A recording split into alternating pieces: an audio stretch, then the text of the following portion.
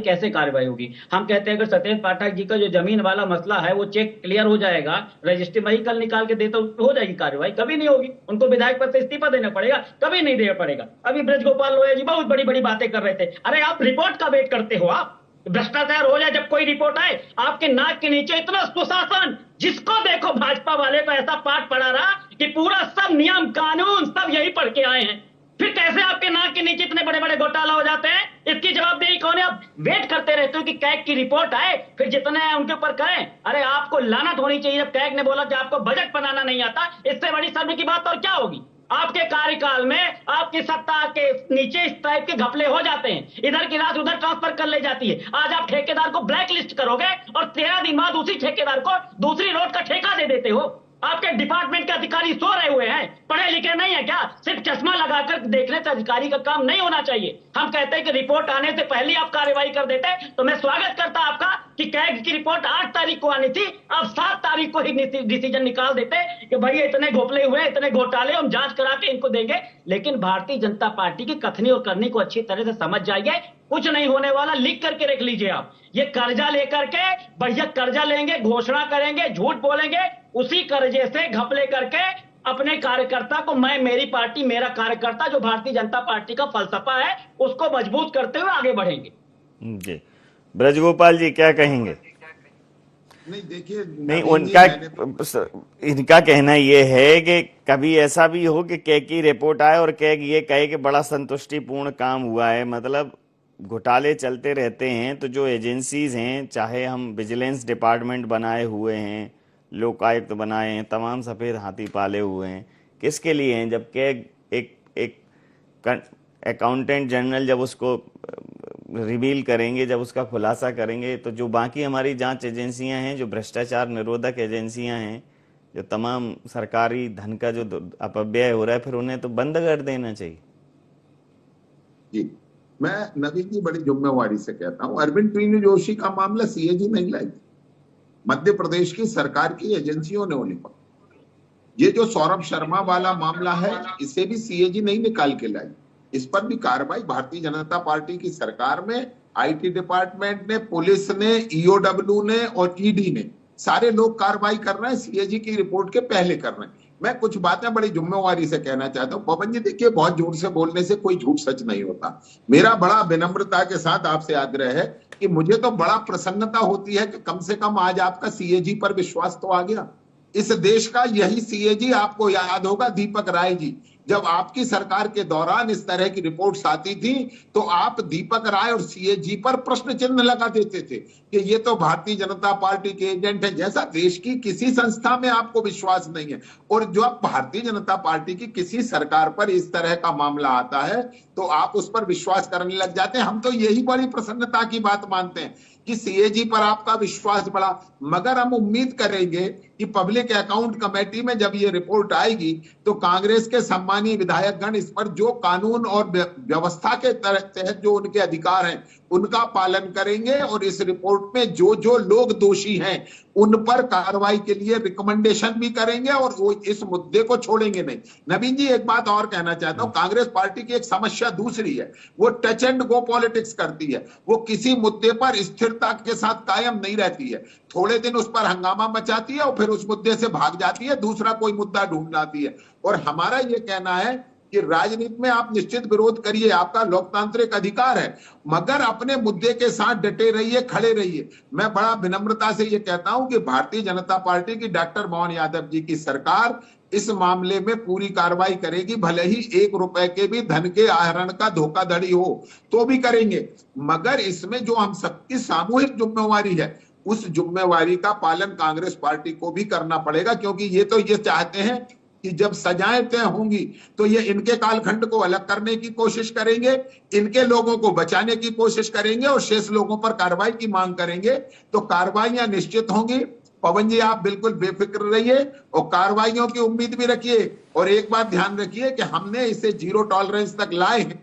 10,060 करोड़ का ये zero tolerance, ये जीरो टॉलरेंस में इतना हो रहा है, तब इसको माइनस टॉलरेंस में लाओ। नवीन जी 10,060 करोड़ का ये कुल व्यय है, जिसमें 23 करोड़ के धन को गलत जगह भेजने का काम हुआ है। ये 1% से कम होता है, नहीं तो कांग्रेस की सरकारों में तो ये पूरा के पूरा गायब था।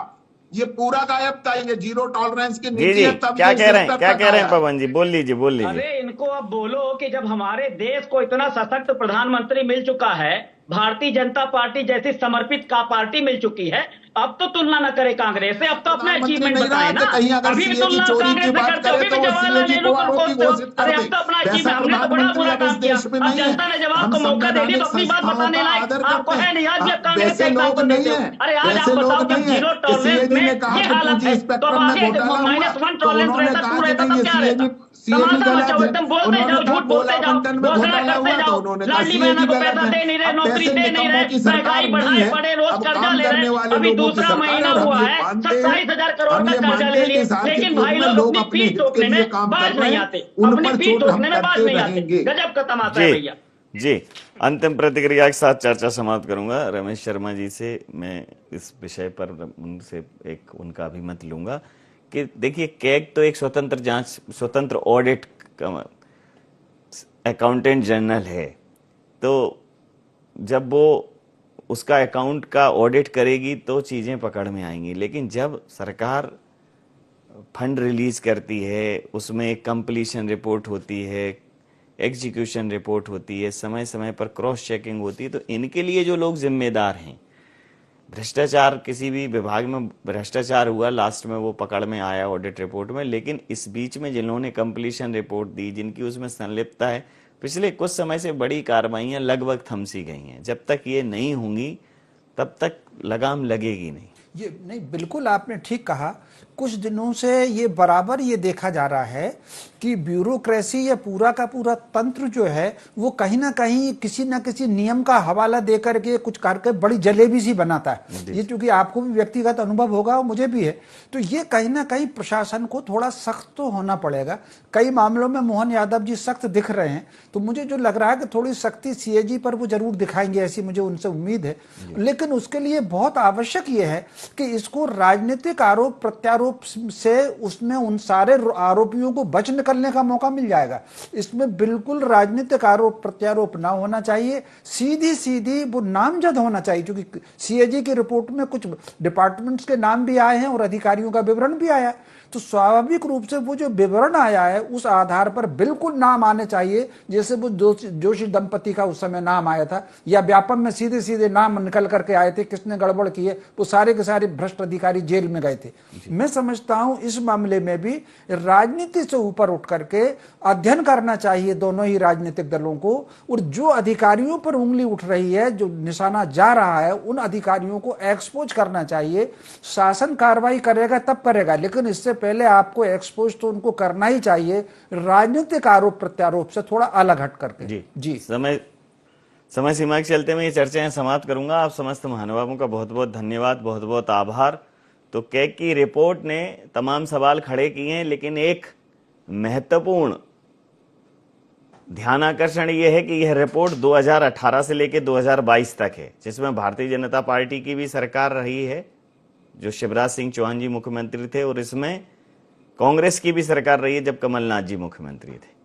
अब डॉक्टर मोहन सरकार के ऊपर यह जवाबदेही है कि वो इसका कैसे दूध का दूध पानी का पानी करती है। लेकिन अगर इसमें भ्रष्टाचार हुआ है और भ्रष्टाचार इस गड़बड़ घोटाला हुआ है, तो इसमें कांग्रेस की भी संलिप्तता है। 1.5 साल उनकी सरकार थी, 3 साढ़े 3 साल इनकी सरकार थी, तो ये मिला जुला घोटाला है। अब डॉक्टर मोहन यादव जो बिल्कुल कड़े निर्णय ले रहे हैं, कठोर निर्णय ले रहे हैं, सीएजी की रिपोर्ट पर वो समितियों में जब जाएगा, समितियों के माध्यम से जो उसकी प्रोसेस है उसको बहुत पारदर्शिता के साथ संचालित करते हुए इन रिपोर्ट्स में जो भी फैक्ट सामने आएंगे, जो घोटालेबाज हैं, जिनकी वजह से गड़बड़ियां हुई हैं, उन दोषियों पर अगर वो कार्रवाई करते हैं, तो डॉक्टर मोहन यादव की जो छवि है, एक बेहतर कुशल प्रशासक और कुशल राजनेता की है। मुख्यमंत्री के तौर पर वो जिस प्रकार के निर्णय ले रहे हैं,